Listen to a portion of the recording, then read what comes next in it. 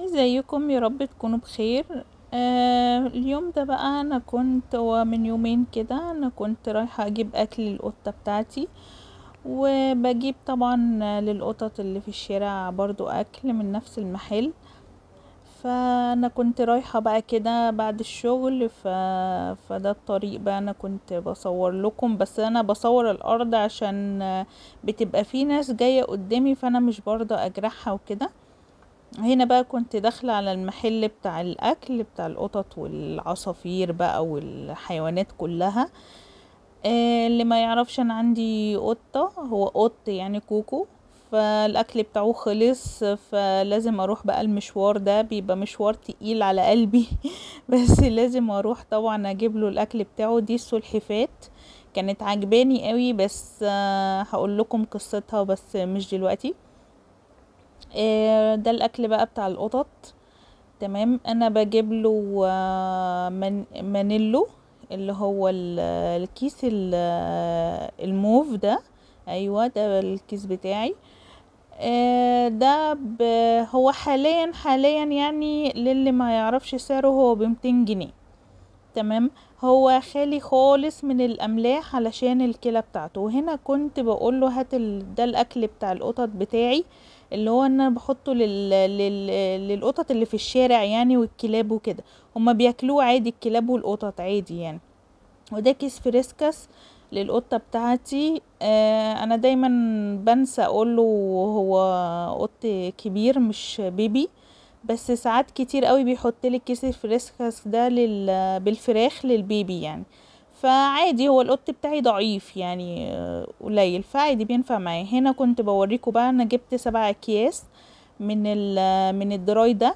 الدراي ده بينفع للقطط والكلاب عادي، بياكلوه عادي مفيش مشكلة. الكيس ب15 جنيه، وفي اسعار تاني يعني، في ب20 وفي ب25 وفي كل الاسعار يعني. بس انا بجيب ابو 15، وبجيب على الاقل يعني في المرة الواحدة بجيب 7 اكياس. بيقضي معايا يعني للقطط والكلاب برضو، عشان بقابل كلاب وعندي كلاب في الشغل فبينفع معاهم قوي، هما بيحبوه اصلا. هنا بقى كنت بوريكم السلحفات، بوريكم السلحفة اللي عايزة تهرب دي بقى انا بموت فيها اساسا ونفسي ان انا اشتري واحدة، بس عندي رافضين في البيت يعني وكده. هي اقول لكم شوية معلومات، هي صحراوية. انا سألت عليها، هي صحراوية وب450 جنيه. فالراجل قال لي لو هتشتريها تحط لها شوية رمل وكده، عشان هي طبعا صحراوية فبتقعد في الرمل وبس. ولسه ما جبتهاش يعني، لسه بفكر في الموضوع، لسه ما قررتش وهنا كنت بصور لكم القطه اللي جنبيها بقى نايمه يا عيني بقى وكده. فخرجت بقى مشيت. تمام. وكنت بفكر في السلحفاه بصراحه، كان نفسي اجيبها قوي. آه بس يعني انا هعمل محاولات لغايه ما اجيبها يعني، مش هسيبها. وهنا بقى كنت ماشيه بقى، كنت داخله بقى على يعني في وشي كده محل العصير، محل عصير القصب. عصير القصب ده بقى عايزه اقول لكم ده العشق كله بقى.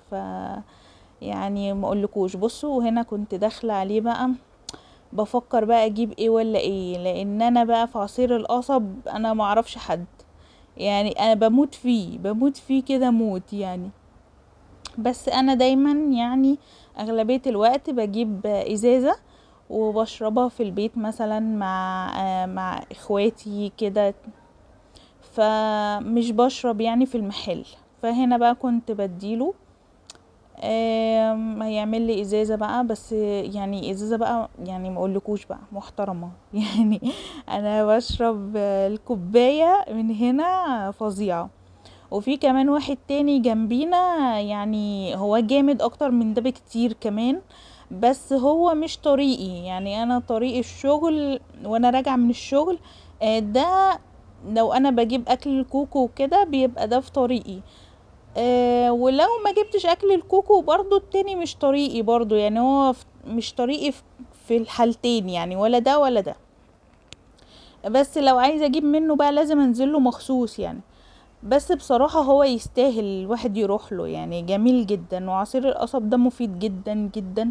والازازة دي كلها ب15 جنيه يعني، ما مش حاجة خالص. انا بشرب منها انا واخواتي والعيلة وعيلة العيلة يعني انت لو جبتها هتشرب بالشارع بتاعك كله عادي، يعني هي كبيرة وجميلة يعني. هنا بقى خدت العصير ومشيت.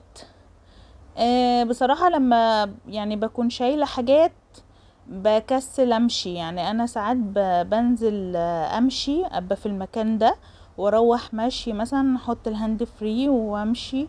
بس انا لما ببقى شايله شنط بصراحه مبقاش قادره ولا عايزه امشي بصراحه. فهنا بقى كنت ماشيه في طريق ايه، بدور على اي توك توك ياخدني. هنا بقى ركبت التوك توك وقلت لا، انا يعني خدت قرار نهائي ان انا مش همشي اساسا. بس وركبت التوك توك بقى و... ومشيت وهصور لكم بقى الطريق وانا ماشيه. هنا بقى كان هو مشغل أصالة، بس انا طبعا ما ينفعش افتح الصوت. فمن اول ما ركبت معاه كان بيشغل أصالة، فانا كنت مندمجة قوي معاه لدرجة ان انا شلت الهاند فري وقعدت اسمع الاغاني اللي هو حاططها. فبقول له وانا نازله، بقول له انا مش عارفه انزل من الاغاني اللي انت حاططها، يعني الاغاني جميله. بيقول لي طب خلاص خليكي كملي. تقول لا اكمل فين بقى، انا عايزه اطلع البيت يعني مش قادره بصراحه. بس هنا كنت بوريكم الطريق بقى وانا ماشيه و... و... ولما بنزل لازم برضو يقع حاجة في طريقي، يعني مش كل الأوقات بنزل على البيت على طول، لازم أنزل مثلا أشتري حاجة، لازم أكون محتاجة حاجة، لازم يحصل حاجة يعني أوقات كتير قوي مش بنزل على البيت. يعني بصوا هنا نزلت رحت محل خضار اشتري حاجات، لقيت القطة دي قاعدة على الورقة دي وكمشانة كده في نفسها. فطلعت الدراي، هي كانت صغيرة على فكرة، هي بان ان هي كبيرة بس هي صغيرة. حطيت لها شوية دراي من اللي معايا، فيا عيني كانت جعانة قوي وقاعدة تاكل. فانا بقول له احط لها شوية، صاحب المحل يعني، فبقول له احط لها شوية يا جعانة. فبيقول لي لا دي بتاكل وكل حاجة، فهي بتاكل كده زي ما شايفين قدامكم يعني ان هي. قلت له دي ما كلتش بقالها سنة. انت ما بتحطلهاش حاجة اصلا ولا حد بيأكلها ولا بيسأل فيها اصلا. بس فكنا بنضحك هنا، بس كنت قافله الصوت يعني، وهي يا عيني قعدت تاكل بقى كده يعني. صعبت عليا قوي وهي قاعده منكمشه كده ومش عارفه مامتها بتجيلها ولا لا. و... وبعد كده ما روحتش في حته بقى، يعني انا اكلتها بقى على طول ومشيت. وبس كده، ده كان الفيديو بتاع النهارده، ويا رب يكون عجبكم، واشوفكم فيديو جديد ان شاء الله.